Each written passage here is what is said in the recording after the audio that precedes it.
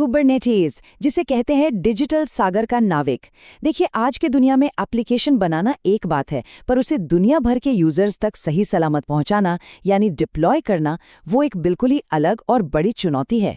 तो चलिए आज इसी सफर पर निकलते हैं और समझते हैं कि कुबरनेटिस इस मुश्किल काम को इतना आसान कैसे बना देता है।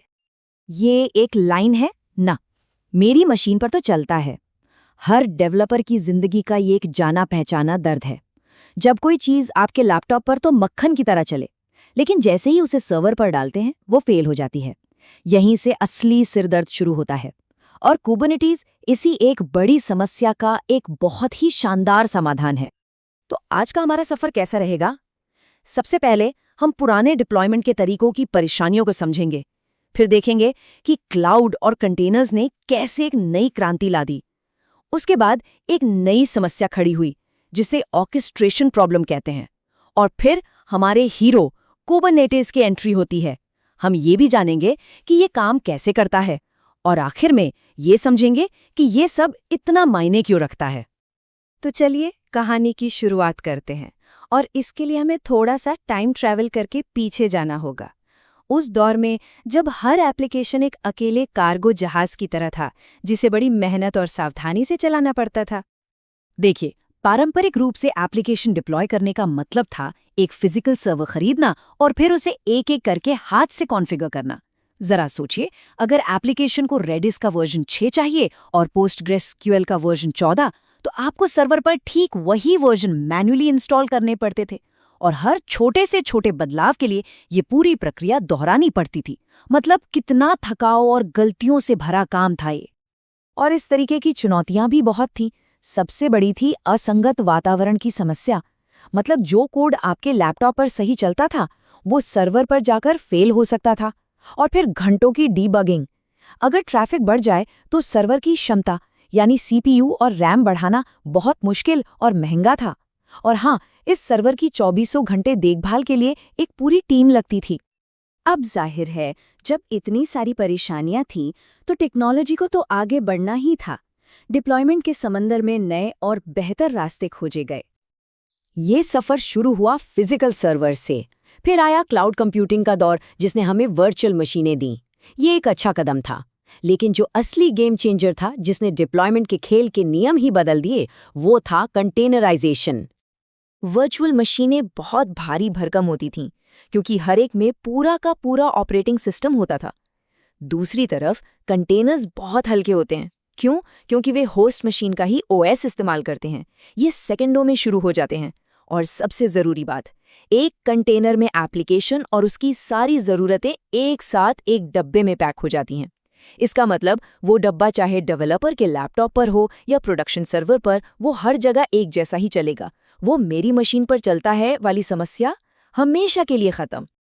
कंटेनर्स ने हमें स्पीड और पोर्टेबिलिटी तो दे दी, लेकिन कहते हैं ना कि हर समाधान एक नई समस्या को जन्म देता है। यहाँ भी वही हुआ। अब सवाल था कि इन हजारों छोटे छोटे कंटेनर्स के पूरे बेड़े को एक साथ संभाला कैसे जाए।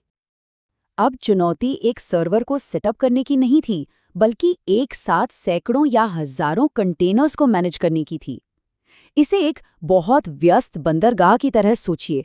अगर कोई ट्रैफिक कंट्रोलर न हो तो हर जहाज अपनी मर्जी से चलेगा और हर तरफ सिर्फ कियोस और अफरा तफरी मच जाएगी। एक एप्लीकेशन को भरोसे के साथ चलाने के लिए ये सारे काम लगातार करने पड़ते हैं। क्या होगा अगर ट्रैफिक अचानक बढ़ जाए? कौन कंटेनर्स को स्केल करेगा? अगर कोई कंटेनर क्रैश हो गया तो उसे ऑटोमेटिकली रीस्टार्ट कौन करेगा? ये सब मैन्युअली करना तो लगभग नामुमकिन है। और इन सभी सवालों का एक ही जवाब है, एक ऑटोमेटिक सिस्टम। एक ऐसा सिस्टम जो ये सब कुछ खुद ब खुद कर ले। इसी शानदार ऑटोमेटिक प्रक्रिया को हम एक नाम से जानते हैं, कंटेनर ऑर्केस्ट्रेशन। और इस पूरी अफरा तफरी को व्यवस्थित करने के लिए, इस विशाल बेड़े को सही दिशा देने के लिए एक मास्टर कंडक्टर, एक नाविक की जरूरत थी। और यहीं पर हमारे नायक कुबरनेटिस की एंट्री होती है। कुबरनेटिस कोई अचानक से बना प्रोजेक्ट नहीं था। इसकी कहानी गूगल में शुरू हुई। गूगल अपने सर्च और जीमेल जैसे विशाल सिस्टम्स को चलाने के लिए बॉर्ग नाम का एक आंतरिक सिस्टम इस्तेमाल करता था। कुबरनेटिस गूगल के 1 दशक से भी ज्यादा के अनुभव का निचोड़ है, जो दुनिया में सबसे बड़े पैमाने पर कंटेनरों को चला रहा था। और इसका नाम भी कितना सही है ना? कुबरनेटिस एक ग्रीक शब्द है जिसका अर्थ है नाविक या पायलट। आप इसका लोगो देखिए, वो भी जहाज के पहिए जैसा है। ये नाम और लोगो दोनों ही इसकी भूमिका को एकदम सटीक रूप से दर्शाते हैं, कंटेनर्स के विशाल बेड़े को सही दिशा देना। फिर साल 2014 में एक बहुत बड़ा मोड़ आया। गूगल ने कुबरनेटिस को क्लाउड नेटिव कंप्यूटिंग फाउंडेशन यानी CNCF को डोनेट कर दिया। अब इसका मतलब क्या था? इसका मतलब ये था कि कुबरनेटिस अब किसी एक कंपनी की जागीर नहीं रहेगा, बल्कि ये एक खुला, समुदाय संचालित मानक बनेगा जिस पर कोई भी भरोसा कर सकता है। ठीक है, तो अब तक हमने क्या और क्यों समझ लिया है। अब बात करते हैं कैसे की। आखिर ये नाविक अपने विशाल बेड़े को चलाता कैसे है? चलिए इसके आर्किटेक्चर पर एक नज़र डालते हैं। कुबरनेटिस आर्किटेक्चर के 2 मुख्य हिस्से हैं। इसे समझने का सबसे आसान तरीका है, कंट्रोल प्लेन को आप दिमाग या जहाज के कैप्टन का ब्रिज समझ लीजिए, जहां से सारे फैसले लिए जाते हैं, और वर्कर नोड्स हैं वो जहाज जो उन फैसलों पर अमल करते हैं और असल काम करते हैं। ये दोनों हमेशा एक दूसरे से बात करते हुए मिलकर काम करते हैं। चलिए एक उदाहरण से समझते हैं कि डिप्लॉयमेंट कैसे होता है। सबसे पहले एक डेवलपर रेडियो यानी API सर्वर को निर्देश भेजता है। फिर कंट्रोलर ये जांचता है कि डेवलपर क्या चाहता है और अभी सिस्टम में क्या चल रहा है। इसके बाद शेड्यूलर, जो एक स्मार्ट मैनेजर की तरह है, हर जहाज की क्षमता को देखता है और कंटेनर को चलाने के लिए सबसे अच्छी जगह ढूंढता है। और आखिर में उस जहाज का क्रू यानी क्यूबलेट आदेश पाकर कंटेनर को चला देता है। कैप्टन के ब्रिज पर ये मुख्य अधिकारी होते हैं। API सर्वर जो सभी कमांड्स के लिए मेन गेट है। ETCD जो क्लस्टर की याददाश्त है, ये हर चीज़ का रिकॉर्ड रखता है। शेड्यूलर जो काम को सही जहाज तक पहुंचाता है। और कंट्रोलर मैनेजर जिसका काम ये पक्का करना है कि सब कुछ हमेशा प्लान के मुताबिक ही चलता रहे। और हर वर्कर नोड यानी जहाज पर ये क्रू सदस्य होते हैं। क्यूबलेट जो कंट्रोल प्लेन का वफादार एजेंट है और उसके आदेशों का पालन करता है। क्यूब प्रॉक्सी जो नेटवर्क ट्रैफिक को सही कंटेनर तक पहुंचाता है। और कंटेनर रन टाइम जो असल में कंटेनर्स को चलाने वाला इंजन है। तो ये सब टेक्निकल बातें तो ठीक हैं, लेकिन आखिर में इन सब का फायदा क्या है? ये बेड़ा इतना ज़रूरी क्यों है? चलिए इसका सबसे बड़ा और असली फायदा समझते हैं।